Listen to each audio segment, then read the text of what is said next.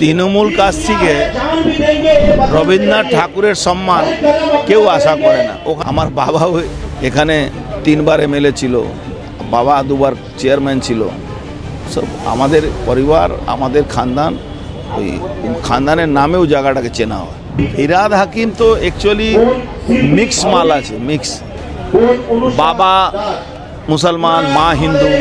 মঞ্চে দাঁড়িয়ে ভাষণ দিচ্ছিলেন আর ওনার ছবি সামনে রেখেছিল, সেটাকে ওরা বলছে সুপার কম্পোজ করে বলছে পায়ের তলা রাখা।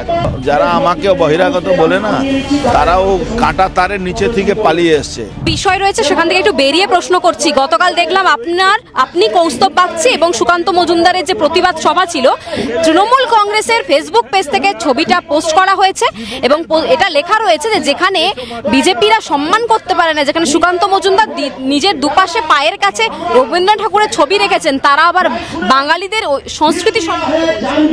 দেখুন, তৃণমূল কাছ থেকে রবীন্দ্রনাথ ঠাকুরের সম্মান কেউ আশা করে না। ওখানে পায়ের কাছে কেউ ওনার ছবি রাখিনি।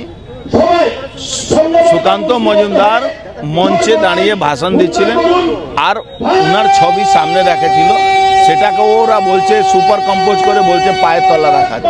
রবীন্দ্রনাথ ঠাকুরকে ওরা অপমান করতে পারে, আমরা করতে পারি না। ওরাই তো জ্বালিয়ে পুড়িয়ে কষ্টমণ্ডল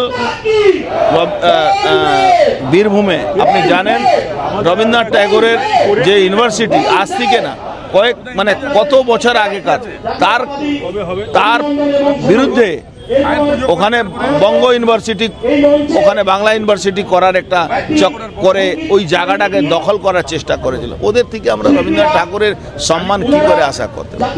ভোট আসছে, ভোট এলেই ভাটপাড়াতে যারা অবাঙালি রয়েছে তাদেরকে অবাঙালি, বহিরাগতভাবে বারবার দাগিয়ে দেওয়া হয়। ভোট আসছে, আপনাকেও বারবার বহিরাগত বলা হয়েছে, পরবর্তীকালে বলা।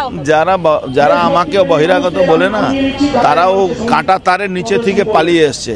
আমরা 140 বছরের বাঙালি। আমার বাবাও এখানে 3 বার এমএলএ ছিল, বাবা 2 বার চেয়ারম্যান ছিল। সব আমাদের পরিবার, আমাদের খানদান, ওই খানদানের নামেও জায়গাটাকে চেনা হয়। অর্জুন সিংকে যদি বহিরাগত বলা হয়, তাহলে ফিরহাদ হাকিম কি তিনি মিনি পাকিস্তান বানাতে চাইছেন? দেখুন, ফিরহাদ হাকিম তো অ্যাকচুয়ালি মিক্স মাল আছে, মিক্স। বাবা মুসলমান, মা হিন্দু, নিজে মুসলমান, বউ হিন্দু, মিক্স মাল আছে। ওর বাবা গয়া থেকে এসছে, মটিয়ার কাজ করতো, ও হাজার কোটি টাকা মালিক আছে। ও অনেক কথা বলে, ওসব কথা নিয়ে বেশি গুরুত্ব নেই। তাহলে ভাটপাড়াতে বহিরাগত নয়, বাঙালিরাই থাকে। বাঙালিরাই থাকে। ভাটপাড়া তো বৌদ্ধিষ্ট বাঙালিরা, ভাটপাড়া হলো বৌদ্ধিষ্ট বাঙালিদের জায়গা। আরো ভালো ভালো খবর দেখতে সাবস্ক্রাইব করুন বাংলা হান্টের ইউটিউব চ্যানেল। বাংলা হান্টের আরো খবর দেখতে নজর রাখুন। বাংলা খবর মানেই বাংলা হান্ট।